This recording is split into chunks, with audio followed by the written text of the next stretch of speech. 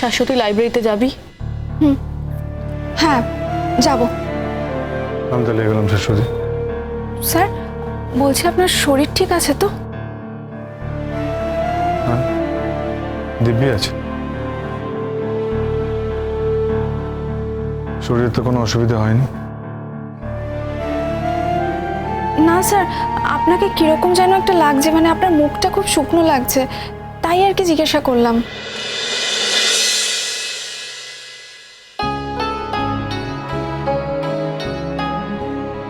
হ্যাঁ হ্যাঁ, আমি ভালো আছি, এভরিথিং ইজ ফাইন, ভালো আছেন।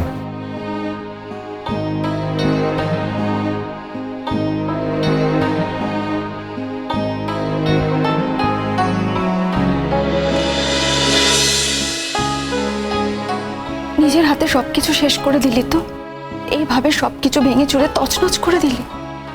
কেন করলি মোহর, কেন করলি? আমার এই কথাটা আর কখনো জানা হবে না। যাই হোক, তুই নিশ্চয়ই ঠিক মনে করেছিস বলে এরকম একটা কাজ করতে পারলি। তবে কি বলতো, শঙ্খ স্যারের সাথে এরকম করা তোর উচিত হয়নি।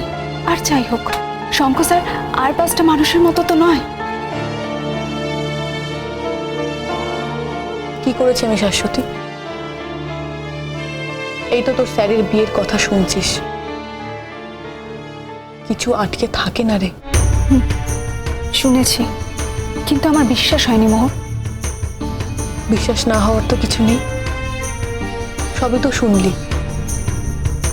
কাল থেকে স্যার ছুটি নিচ্ছেন তার বিয়ের জন্য, তারপরেও বলছিস তোর বিশ্বাস হচ্ছে না? তোকে তো নিশ্চয় নিমন্ত্রণ করবেন, নিজের চোখে দেখে নিস, তারপর বিশ্বাস করিস।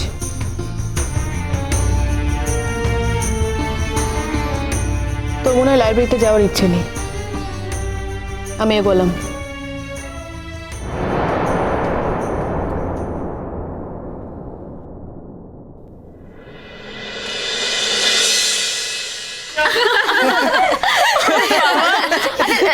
আচ্ছা চুপ কর চুপ কর, শোন বলছি যে আমি তোদের আমার দাদা ভাইয়ের বিয়েতে ইনভাইট করছি, কেমন? আসলে বুঝতেই তো পারছিস বাড়ির একমাত্র ছেলের বিয়ে ঠিক কিরকম হবে। আরে বিয়ে নিয়ে যা ঝঞ্ঝাট গেল না ভাই, কি বলবো, সেটা এই সমস্ত ডিটেলস পরে কথা বলছি আমরা। বাট তোরা সবাই আসবি, হ্যাঁ ফাইনালি যে বিয়েটা হচ্ছে, that's why we are so happy. তোরা আসবে তো সবাই? এই আসবো না মানে? শঙ্খ স্যারের সঙ্গে আমাদের শ্রেষ্ঠা ম্যামের বিয়ে হচ্ছে আর আমরা আসবো না, সেটা হয় নাকি?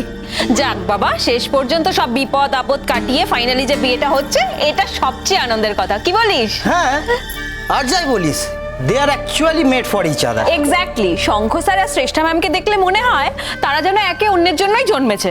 হ্যাঁ, মাঝখানে কিছু ভুলভাল লোকজন অ্যাড হয়ে গেছিল, এটা অবশ্য ঠিক। বাট কি বলতো, দাদা ভাইয়ের প্রপার্টি, রূপ, গুণ, স্ট্যান্ডার্ড, এগুলো দেখে না কিছু কিছু ভিখারি টাইপের মেয়েরা হয় না, যারা সবসময় ছোক ছোক করে পেছনে, তারাই লোকটা সামলাতে পারেনি। আর ঠিক দাদা ভাইয়ের পেছনে জোকের মতন পড়ে গেছিল। আর তাতে কি লাভ হলো? কিছু লাভ হলো কি? হলো না তো।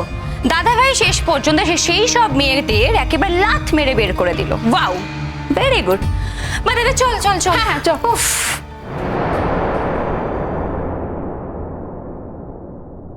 শুনলি ওদের কথাগুলো? শুনলি? আমার কিন্তু আর সহ্য হচ্ছে না, এরপর না আমি ওদের ছেড়ে আর কোনোদিনও কথা বলবো না। তোর কি শাশ্বতী, তোর কি অসুবিধে? কথাগুলো তোকে বললো, তুই সেটা বুঝতে পারছিস না? বলছে ওদের মুখ আছে, ওরা বলছে। তুই কেন এভাবে নিজের হার স্বীকার করে নিচ্ছিস? আর আমায় বলতো, এমন কি হলো যার জন্য শঙ্খ স্যার আরেকটা বিয়ে করতে রাজি হলো? এটা কি করে সম্ভব? ইম্পসিবল, ইম্পসিবল, এটা কিছুতেই হতে পারে না। শাশ্বতী, এসব কথা আমার ভালো লাগছে না। আজকে শেষ ক্লাস, এটা তো আমি আসতে চাইনি, তুই আমাকে জোর করে নিয়ে এলি। তুই বললি এতদিন ধরে এই ক্লাসটা করেছি, আজকে আমার ক্লাসটা করে অনার করা উচিত, তাই আমি এসেছি। তাহলে তো তোদের বাড়িতে এখন দারুণ মজা। আমাদের বাড়িতে এখন সব সময় মজা, মানে মজাই মজা, সারাক্ষণ বিয়ে নিয়ে বাড়িতে আলোচনা। অবশ্য মধ্যেখানে আমাদের বাড়িতে একটা বিষয় নিয়ে সবাই একটু ডিপ্রেসড ছিলাম, সেটা তোরা সবাই জানিস। ওই ভিকিরি টাইপের মেয়েটার জন্য? হ্যাঁ, তাছাড়া আবার কি, ওই মেয়েটা তো ভেবেছিল যে ও স্যারকে একেবারে হাতে তালুতে নিয়ে নিয়েছে। ঠিক সময় মতো স্যার ওকে একেবারে দূর করে দিয়েছে, এটাই যা। আসলে কি বলতো, যেটা হবার সেটা হয়, বুঝলি তো? কোথায় শ্রেষ্ঠা দি আর কোথায় অন্য সব মেয়েরা? কোথাও মিল আছে বল, কোথাও মিল আছে? আমাদেরও বলতে কত ভালো লাগবে, কত প্রাউড ফিল হবে যে আমাদের দাদা ভাইয়ের বউ শিক্ষিত, প্রফেসর, রূপে গুণে সুন্দর, স্ট্যান্ডার্ড আছে। কোনো গ্রামগঞ্জ থেকে চলে আসা দুম করে একটা রেকমেন্ডেশন নিয়ে আসা কোনো মেয়ে নয়, তাই না?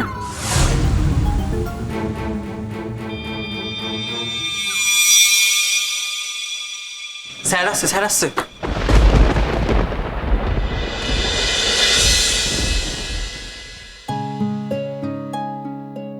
Good morning sir.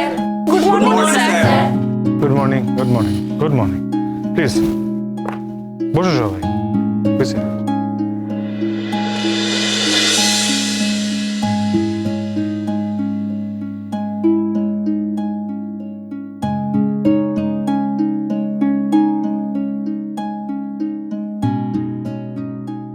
দেখো, আজ তোমাদের সঙ্গে আমার শেষ ক্লাস।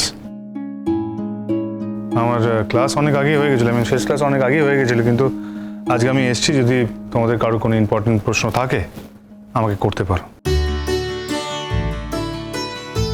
আজকের পরে তো আর কোনো ক্লাস থাকবে না, তাই কারো যদি কোনো প্রশ্ন থাকে আমাকে অবশ্যই করতে পারো, আমি তো অ্যান্সার দেওয়ার চেষ্টা করব। না স্যার, কোনো অসুবিধা নেই, সব ঠিক আছে। আসলে কিছু পড়োনি, তাই কোনো অসুবিধা নেই। না স্যার, এই এখন থেকে পড়বো, এই কলেজ ছুটি হয়ে যাচ্ছে তো এখন থেকে ভালো করে পড়বো।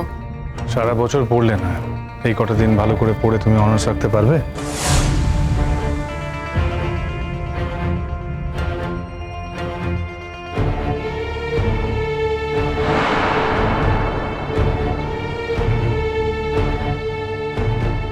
আচ্ছা, আর কার কি অসুবিধা আছে বলো? শাশ্বতী? না স্যার, কোনো অসুবিধা নেই। ওকে।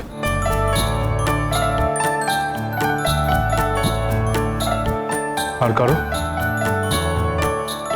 কেউ কি কিছু বলতে চাও? কোনো প্রশ্ন করতে চাও?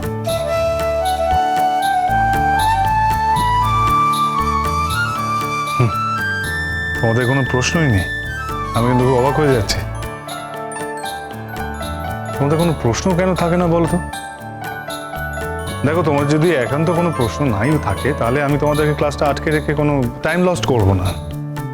সো অল দ্য বেস্ট, সবাই ভালো করে পরীক্ষা দিও। স্যার, এবার পরীক্ষার হলে আপনি যাবেন তো? কেন বলো তো? না মানে আগের বার গেছিলেন তো, তাই বলছিলাম আর কি। আসলে আপনাকে দেখলে খুব ভরসা হয়, মানে যদি কোনো প্রশ্ন বুঝতে না পারি আর আপনি যদি একবার বলে দেন তাহলেই। না, সেটা তো কোনো কথা নয়। তোমরা প্রশ্ন বুঝে তোমরা পরীক্ষা দেবে। হ্যাঁ, কলেজ থেকে নিশ্চয়ই কেউ ভিজিট করতে যাবে, আমি হয়তো যেতে পারবো না।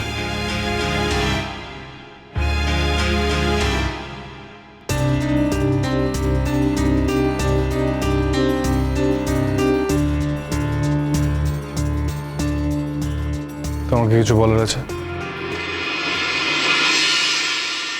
Any question? এমন কোনো বিষয় যে বিষয়ে বুঝিয়ে দিলে একটু ভালো হয়? মোহর বসু।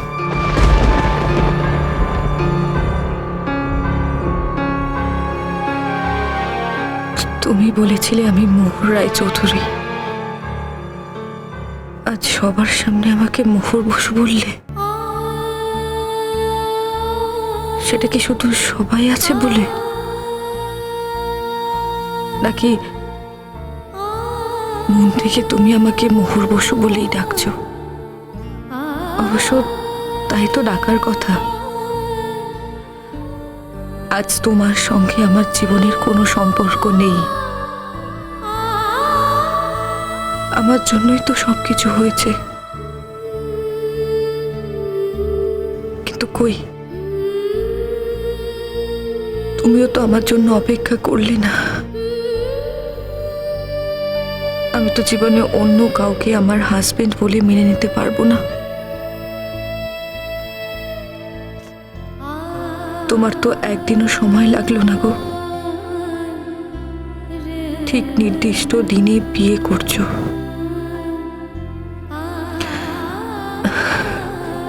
বেশ, তাহলে তাই হোক। ভালো থেকো শঙ্কর রায়চৌধুরী, ভালো থেকো। আমি তোমার স্ত্রী হয়ে চিরকাল দূর থেকে তোমার মঙ্গল চেয়ে যাব। তুমি হয়তো জানতেও পারবে না আমি তোমাকে কোনোদিন আমার স্বামীর আসন থেকে দূরে সরিয়ে দিইনি। ভালো থেকো তুমি, ভালো থেকো।